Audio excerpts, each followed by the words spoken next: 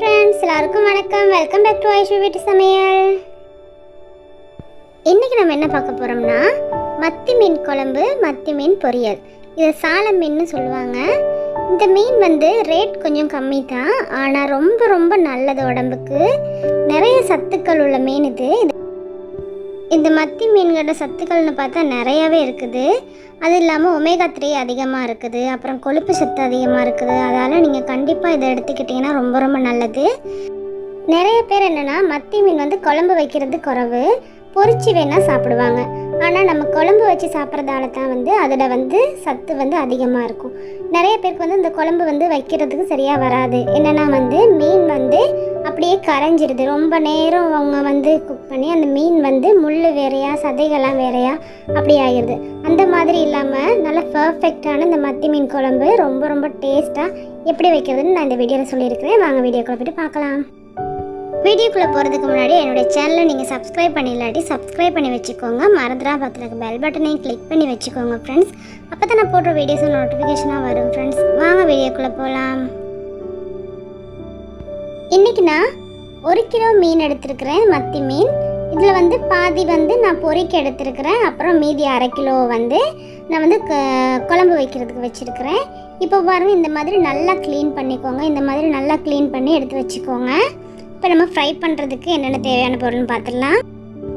ஒரு மிக்ஸி ஜாரில் மிளகு 1 டீஸ்பூன் சேர்த்துக்கோங்க. அப்புறம் மிளகாய் பொடி உங்களுக்கு தேவையான அளவு காரத்துக்கு ஏற்ற மாதிரி சேர்த்துக்கோங்க. நான் 1 டேபிள் ஸ்பூன் சேர்த்துருக்குறேன். அப்புறம் மல்லிப்பொடி 1 டீஸ்பூன் சேர்த்துக்கோங்க. அப்புறம் மஞ்சள் பொடி 1/4 டீஸ்பூன்.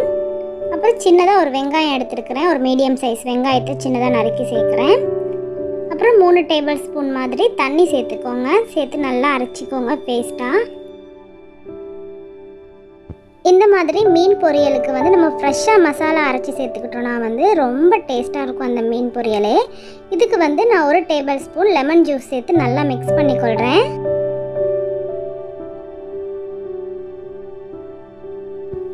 அப்புறம் இதுக்கு தேவையான அளவு உப்பு சேர்த்துக்கோங்க. சேர்த்து நல்லா மிக்ஸ் பண்ணிக்கோங்க.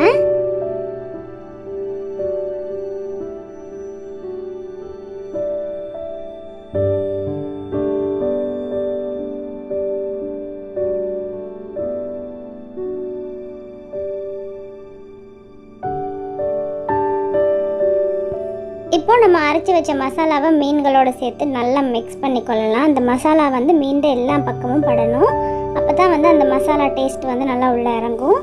இப்போ நம்ம செஞ்சதுக்கு உடனே நம்ம பொரிக்காமல் ஒரு 10-15 நிமிஷம் நம்ம அப்படியே விட்டுட்டோன்னா அந்த மசாலாலாம் நல்லா உள்ளே ஊறி நல்லா உப்பு காரம்லாம் நல்லா இறங்கி ரொம்ப டேஸ்ட்டாக இருக்கும் இந்த மீன் பொரியல்.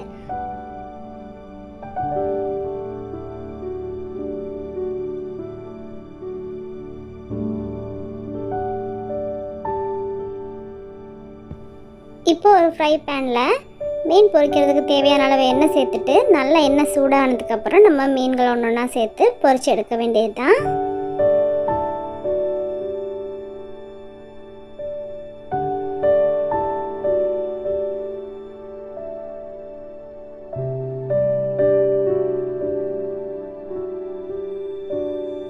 ஒரு பக்கம் மீன் நல்லா பொரிஞ்சதுக்கப்புறம் மறுபக்கம் திருப்பி போடுங்க. அதுக்கு முன்னாடி நீங்கள் திருப்பி போட்டிங்கன்னா மீன் உடைய பார்க்கும். நல்லா பொரிஞ்சதுக்கப்புறம் திருப்பி போட்டிங்கன்னா ஒன்றும் ஆகாது. இந்த மாதிரி எல்லா மீன்களையும் நல்லா கலர் சேஞ்ச் ஆகி கோல்டன் ப்ரௌன் ஆக வரைக்கும் நல்லா பொரிச்சு எடுத்துக்கோங்க.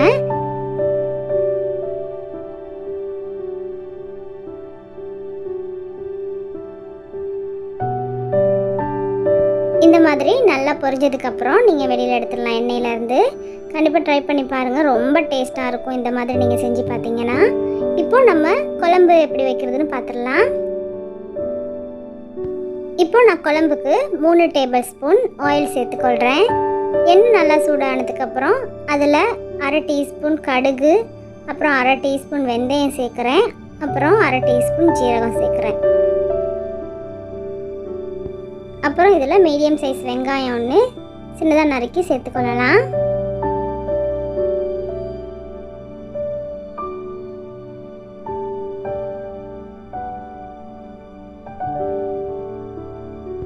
இப்போ இதில் நீங்கள் காரத்துக்கு தேவையான அளவு பச்சை மிளகாய் சேர்த்துக்கோங்க. அதோட நான் கருவேப்பிலை, ரம்பை எல்லாம் சேர்த்துருக்குறேன். சேர்த்து நல்லா வதக்கி கொள்ளலாம்.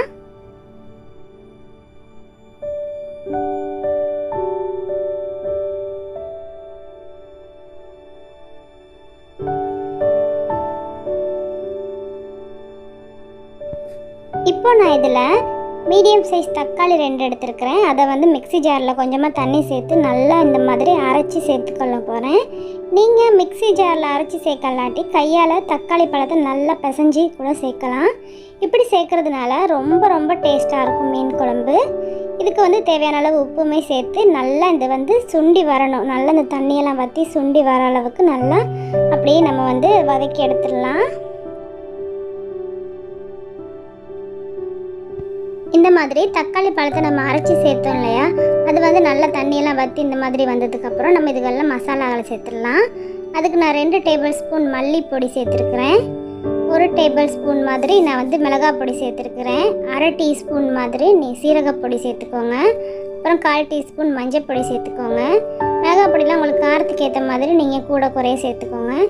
இதையுமே இப்போ வந்து நம்ம வந்து ஸ்டவ்வை வந்து நல்லா சிம்மில் வச்சுட்டு நல்லா எண்ணெய் பிரிஞ்சு வர அளவுக்கு நல்லா இதை வந்து அந்த எண்ணெயிலே வதக்கிடலாம்.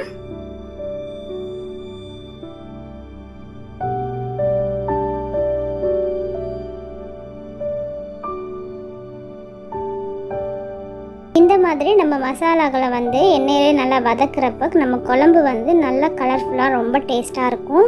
இந்த மாதிரி ஒரு தடவை செஞ்சு பாருங்கள் ஃப்ரெண்ட்ஸ், கண்டிப்பாக உங்களுக்கு பிடிக்கும் இந்த மீன் குழம்பு. இதுக்கு நான் இப்போ வந்து எலுமிச்சைப்பழ சைஸ் அளவில் புளி எடுத்துருக்கிறேன். அதை வந்து நல்லா ஊற வச்சுட்டு இப்போ அந்த தண்ணியை வந்து நான் சேர்த்துக்கொள்கிறேன்.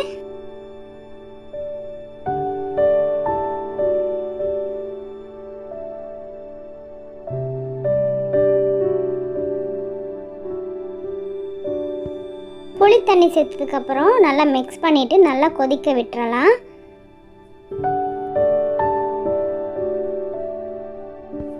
இந்த மாதிரி நல்லா கொதிக்கிறப்ப நான் இதில் 2 கப் தேங்காய் பால் எடுத்துருக்கிறேன். அதையுமே இதில் சேர்த்துக்கொள்கிறேன். தேங்காய் பால் ஆப்ஷனல் தான், நீங்கள் உங்களுக்கு விருப்பம்னா சேர்த்துக்கொள்ளலாம். சேர்த்துக்கிட்டிங்கன்னா வந்து ரொம்ப டேஸ்ட்டாக இருக்கும் குழம்பு. நீங்கள் வந்து இதுக்கு பதிலாக தண்ணி கூட சேர்க்கலாம்.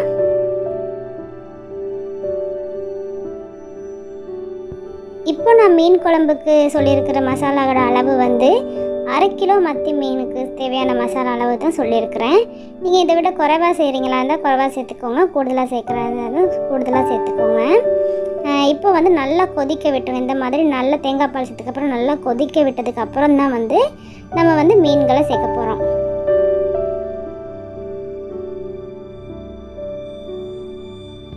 இப்போ நம்ம குழம்பு நல்லா கொதிக்குது இல்லையா, இப்போ வந்து நம்ம ஸ்டவ்வை வந்து நல்லா சிம்மில் வச்சுட்டு மீன்களை வந்து ஒவ்வொன்றா சேர்த்துக்கோங்க. இப்படி சேர்த்துக்கிட்டிங்கன்னா தான் வந்து நம்ம மீன் வந்து நல்லா முழுசாக அப்படியே அந்த சதையோடு அப்படியே இருக்கும். இல்லாட்டி நம்ம முன்னாடியே தேங்காய் பால் சேர்த்த டைமே வந்து மீன்களையும் சேர்த்துருந்தோன்னா வந்து மீன் வந்து முள் வேறையா சதைகள் வேறையா அப்படியே கரைஞ்சி போகிறதுக்கு சான்ஸ் இருக்குது. அதால் வந்து இந்த மாதிரி கடைசியாக தான் வந்து நம்ம மத்தி மீன் குழம்பு வைக்கிறப்ப அது நிறையா மீன் குழம்புவே கடைசியாக இந்த மாதிரி தான் சேர்க்கணும். அப்போ தான் வந்து அந்த குழம்பும் நல்லாயிருக்கும், மீனும் உடையாமல் கிடைக்கும். இப்போது பாருங்கள், நீங்கள் வந்து உப்பு கரெக்டாக இருக்கான்னு பார்த்துக்கோங்க. மீன் சேர்த்ததுக்கப்புறம் கொஞ்சம் உப்பு கம்மி மாதிரி தான் இருக்கும். அப்புறம் தேவையான மாதிரி உங்களுக்கு சேர்த்து டேஸ்ட் பார்த்துக்கோங்க உப்பு கரெக்டாக இருக்கான்னு. இப்போ நம்ம குழம்புல வந்து மீன் சேர்த்ததுக்கப்புறம் 7லேருந்து ஒரு 10 நிமிஷம் குக் ஆகினா போதும். பாருங்கள், நல்லா எண்ணெய் பிரிஞ்சு வந்திருக்குது. இது மாதிரி ஸ்டவ்வை வந்து சிம்மில் வச்சுட்டு இப்படியே கொஞ்சமாக லைட்டாக கொதிக்க வச்சிங்கன்னா போதும். ஒரு 7 நிமிஷம் 10 நிமிஷம் வச்சிங்கன்னா அது வந்து குழம்பும் நல்லா திக்காகி நம்ம வந்து மீனுமே வந்து உடையாமல் அப்படியே கிடைக்கும். பாருங்கள் எவ்வளோ சூப்பராக இந்த மீன் குழம்பு இருக்குதுன்னு. கண்டிப்பாக உங்களுக்கு பிடிக்கும் ஃப்ரெண்ட்ஸ். கண்டிப்பாக இந்த மாதிரி நீங்கள் மீன் குழம்பு வச்சு பாருங்கள் ஃப்ரெண்ட்ஸ்.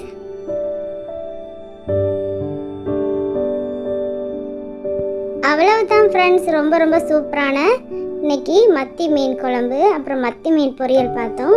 கண்டிப்பாக உங்களுக்கு பிடிச்சிருக்குன்னு நினைக்கிறேன். பிடிச்சிருந்தால் லைக் பண்ணுங்கள், ஷேர் பண்ணுங்கள், கமெண்ட் பண்ணுங்கள், சப்ஸ்கிரைப் பண்ணுங்கள். மறந்துடா பக்கத்தில் இருக்க பெல் பட்டனையும் கிளிக் பண்ணுங்கள் ஃப்ரெண்ட்ஸ். அப்போ தான் நான் போடுற வீடியோஸ் நோட்டிஃபிகேஷனாக வரும். பருப்பு குழம்பு வந்து உங்களுக்கு எல்லாத்துக்கும் தெரிஞ்சனால வந்து நான் வந்து அதை செய்கிறத வீடியோ எடுக்கலை. அப்புறம் நான் இன்றைக்கி கீரை சுண்டலும் செஞ்சுருக்கிறேன். பாருங்கள் ஃப்ரெண்ட்ஸ், மீன் வந்து எப்படி உடையாமல் முழுசாக ரொம்ப சூப்பராக இருந்துச்சு குழம்புமே. கண்டிப்பாக ட்ரை பண்ணி பார்த்துட்டு எப்படி இருந்துச்சுன்னு எனக்கு கமெண்ட் பாக்ஸில் கமெண்ட் பண்ணுங்கள்.